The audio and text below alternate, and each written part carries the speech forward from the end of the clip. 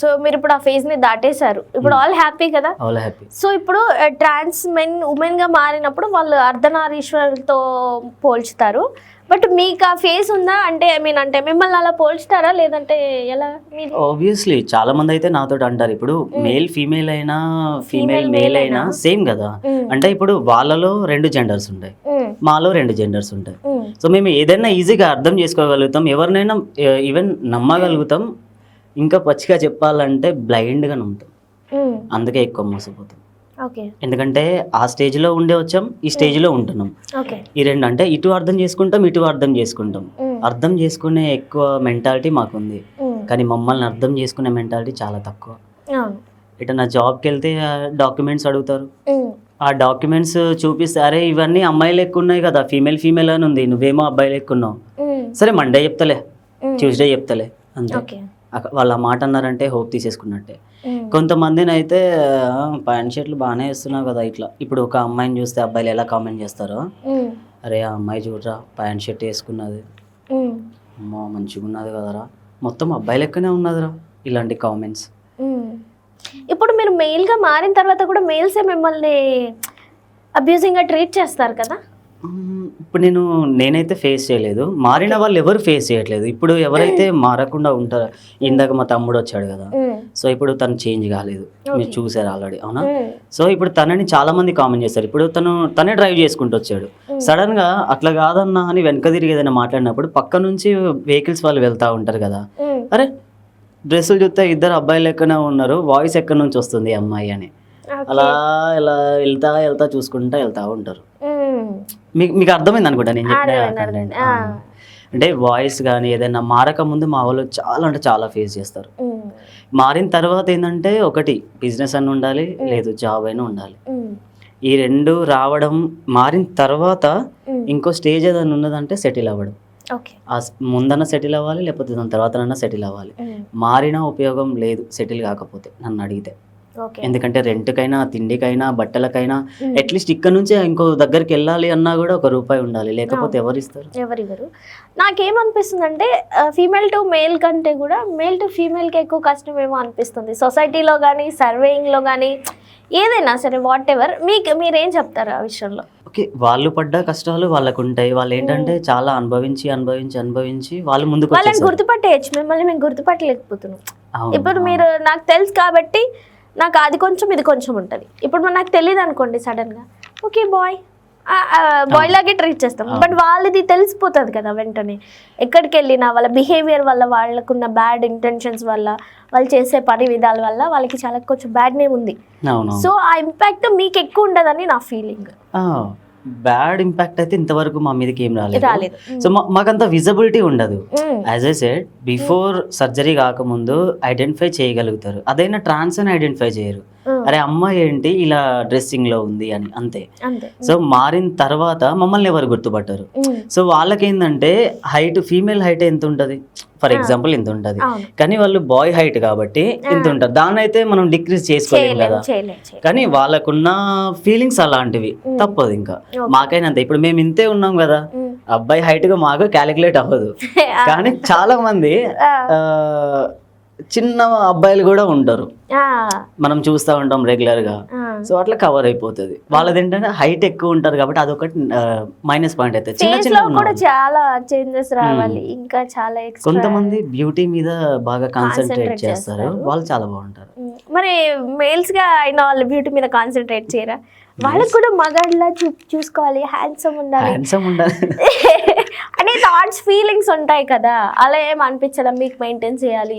మా వాళ్ళు కూడా జిమ్లు చేసే వాళ్ళు ఉన్నారు, డైలీ మార్నింగ్ జిమ్కి వెళ్ళకపోతే రన్నింగ్కి వెళ్ళే వాళ్ళు ఉన్నారు, ఎక్సర్సైజ్ ఫిట్నెస్ అని మెయింటైన్ చేసే వాళ్ళు ఉన్నారు, ప్రాపర్ డైట్ చేసే వాళ్ళు ఉన్నారు. ఇప్పుడు మీరు మెయిల్ అనుకోండి, నేను గుర్తుపట్టలేదు మీరు trans men something or else.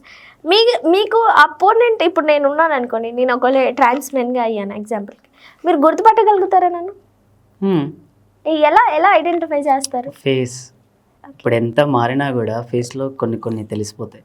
ఇప్పుడు అంతెందుకు, ఇప్పుడు నేను ఒక దగ్గర ఉన్నా, నార్మల్ గా ట్రాన్స్ మెన్స్ వెళ్తా ఉన్నారు, నేను ఐడెంటిఫై చేయగలుగుతా, ఎందుకంటే నేను ఆ స్టేజ్ నుంచి వచ్చాను కదా.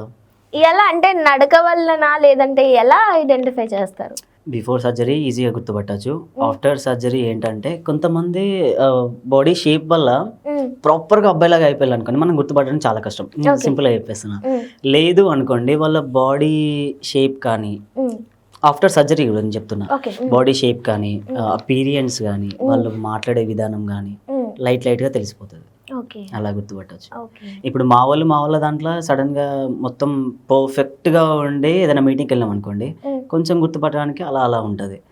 నార్మల్గా అందరితో పాటు ఎలా వెళ్తారో అలా వెళ్ళిపోయాం అనుకో, బాగున్నావారా, ఎట్లా ఉన్నావు, అది అని అడిగేస్తారు. ఓకే. సో ఇప్పుడు ఫీమేల్ ట్రాన్స్ ఉమెన్లో భిక్షాటన ఉంటుంది, సెక్సువల్ వర్క్స్ ఉంటాయి, వాళ్ళ ఇష్టం. ఇంకా వాళ్ళు ఏం చేసుకుంటారు అనేది వాళ్ళ ఇష్టం. సో ఈ మేల్ దాంట్లో అలా ఏమి ఉండదా మనకి? ఏది ఉండదు, కష్టపడి పని చేయాలంతే. ఓకే. చదువుకున్న వాళ్ళకి జాబ్స్ ఉండాలి, చదువు లేని వాళ్ళకి సెల్ఫ్ ఎంప్లాయ్మెంట్ ఏదైనా ఉండాలి. అది ఏదైనా మంచిది. ఓకే. కానీ ఎర్నింగ్ సోర్స్ అయితే మనకు వేరే దగ్గర థర్డ్ ఆప్షన్ లేదు. ఈ రెండే ఆప్షన్స్, జాబ్, సెల్ఫ్, అంతే. అంత మించి వేరే ఆప్షన్ లేదు. మనకు ₹1 ఇచ్చే వాళ్ళు ఉండరు, ఏది ఉండరు. కష్టపడాలి. జాబ్ దొరకడం అంత ఇబ్బందే, జాబ్ దొరికిన తర్వాత అందులో ఫేస్ చేయడం కూడా చాలా ఇబ్బంది. సో రీసెంట్గా నేను ఒక ట్రాన్స్ ఉమెన్ ఇంటర్వ్యూ చేసినప్పుడు నేనేం అడిగానంటే క్వశ్చన్, ఇప్పుడు ట్రాన్స్ బాయ్ ఉమెన్గా మారినప్పుడు ఒక బాయ్ని సెలెక్ట్ చేసుకుంటారు జనరల్గా, వాళ్ళతో ఎలాగో బ్రేకప్ అయిపోతుంది. ఒక్కటి కూడా స్టాండర్డ్గా ఇప్పటి వరకు నించున్నది నేను చూడలేదు. చాలా రిలేషన్షిప్లో, చాలా ఫ్రెండ్షిప్లో కానీ చాలామంది నేను చూశాను. బట్ అలాంటప్పుడు మీ బాధ, మీ పెయిన్ తెలియాలంటే ఒక ట్రాన్స్ మెన్కే తెలుస్తుంది కదా. సో మీరు ఎందుకు ట్రాన్స్ మెన్ని చూస్ చేసుకుంటా, రియల్ మెన్ ఎందుకు చూస్ చేసుకుంటున్నారని అడిగితే తను కొన్ని ఆన్సర్స్ చెప్పింది. మీరేం చెప్తారు దానికి? కొంతమంది ఉంటారు ట్రాన్స్ ఉమెన్, ట్రాన్స్ మెన్ పార్ట్నర్స్గా. ట్రాన్స్ అనేది పక్కన పెడితే ఒక మేల్ ఫీమేల్ అని మనం జనరల్గా అనుకుంటే, తల్లిదండ్రులు చూసి చేసిన సంబంధాలు పెళ్ళిలో ఏదైతే ఉన్నదో నా ఒపీనియన్ ప్రకారం అవే స్ట్రాంగ్ ఉన్నాయండి. ఓకే. ట్రాన్స్ మెన్ కలిసి ఉన్నా కూడా మిడిల్లో ఎవరో ఒకరు రావడాలైనా ఉంటుంది, అమ్మాయి తరపునైనా ఈ అబ్బాయి తరపునైనా.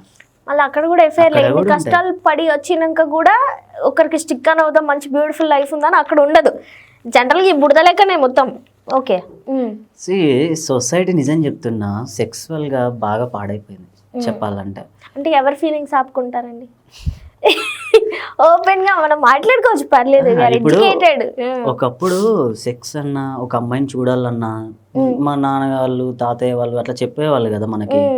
అదొక మంచి ఫీల్ ఉండేనంట, ఎక్సైట్మెంట్. ఇప్పుడు ఏముంది, లవ్ అయిపోయి. అది కరెక్ట్ కాదు కదా. అది ఏ జెండర్ అయినా, మా జెండర్. ఇప్పుడు నేను ట్రాన్స్ తరపున వచ్చి ఇంటర్వ్యూ చేస్తున్నా, అదంతా పక్కన పెట్టేస్తే సింపుల్ థింగ్, లాజిక్. అది మనస్ఫూర్తిగా ఇద్దరి మధ్యలో అండర్స్టాండింగ్ ఉండాలి. అండర్స్టాండింగ్ అనేది ఏ జెండర్లో లేదు. ఉన్నారు, కొంతమంది ఉన్నారు. ఒక 10 మందిని తీసుకుంటే దాంట్లో 2-3 పర్ఫెక్ట్గా ఉండొచ్చేమో. అది ఎప్పుడు ఉంటుందో పోతుందో మనకు తెలియదు. మిగిలిన వాళ్ళందరి లైఫ్లో మిడిల్లో ఎవరో ఒకరు ఎంటర్ కావడం, ప్రేమ అది ఇదని. ఇప్పుడు ఫర్ ఎగ్జాంపుల్ మేమిద్దరం మంచిగా హ్యాపీగా ఉన్నాం, ఇంకొకరు వచ్చారు మనతో పాటే ఉంటూ ఏదన్నా మా ఇద్దరికి గొడవ అయింది అనుకో, మధ్యలో తను ఇన్వాల్వ్ అయ్యి కొంచెం ఎక్కువ ఇన్వాల్వ్ అవుతారు కదా. బయటికి తీసుకుని వెళ్ళప్పుడు, అరే ఇందిరా ఇట్లా గొడవ పెడుతుంది, అవసరం మారా అట్లా. అలాంటప్పుడు నేను మారకుండా ఉండాల్సింది కదా, నేను మారతా. లేకపోతే అదే మాట నేను మారకుండా అనుకో, ఆ అమ్మాయి మారింది అనుకో, వాళ్ళిద్దరు ఒకటైపోయి మంచిగా హ్యాపీగా ఉంటున్నారు, ఎటు కాకుండా మనం ఉంటున్నాం. మధ్యలో వచ్చిన వాళ్ళే తీసుకొని వెళ్ళిపోతున్నారు. నేను క్లియర్గా చెప్తున్నా, మధ్యలో వచ్చిన వాళ్ళే తీసుకొని వెళ్ళిపోతున్నారు కదా. ఇప్పుడు మనమేమనుకుంటాం, అరే వీడు కూడా నా లెక్కనే కదా. ఎగ్జాంపుల్ చెప్తున్నా. అవును, అంటే ఇప్పుడు నా మైండ్లో ఏముందంటే, ఒక మేల్ ఒక ఫీమేల్ ఓకే, ఒక ట్రాన్స్ ఉమెన్ ఒక మేల్ ఓకే, ఒక ట్రాన్స్ ఉమెన్ ఒక ట్రాన్స్ men same feelings. Trans women ట్రాన్స్ మెన్ సేమ్, అంటే ఒక మేల్ ఫీమేల్ కు ఉన్నంత బాండింగ్స్ కానీ ఇంటెన్షన్స్ కానీ మన బాడీలో అవే ఉంటాయి. ట్రాన్స్ ఉమెన్ ఇంకా అమ్మాయి లెక్కనే మొత్తం, ఓకేనా. ట్రాన్స్ మెన్ ఒక అబ్బాయి లెక్కనే. Okay. So normal men women ఎలాగో ఇదేంటంటే మెన్ ఉమెనే, కాకపోతే ట్రాన్స్ అనేది కొంచెం యాడ్ అవుతుంది అంతే. జెండర్ ఇట్లా ఎక్స్చేంజ్ అయింది, అంతమించి ఏం లేదు. ఇతనికి ఏముంటది, అబ్బాయి లెక్కన ఫీలింగ్ ఉంటది, నేను అబ్బాయి లాగానే బిహేవ్ చేయాలి, దట్స్ ఇట్. తనకి ఎలా ఉంటది, నేను అమ్మాయి లెక్కనే ఉండాలి, తన ఫీలింగ్ అది. సో ఇందులో ఎక్స్ట్రా వచ్చేది ఏంటంటే జెండర్ ఇట్లా ఇటు అమ్మాయి ఇటు ఉండాలి, అబ్బాయి ఇటు ఉండాలి. ఏంటంటే సింపుల్గా జెండర్ ఇట్లా ఇట్లా అయిపోయింది, కాకపోతే feelings same same as it is. Same.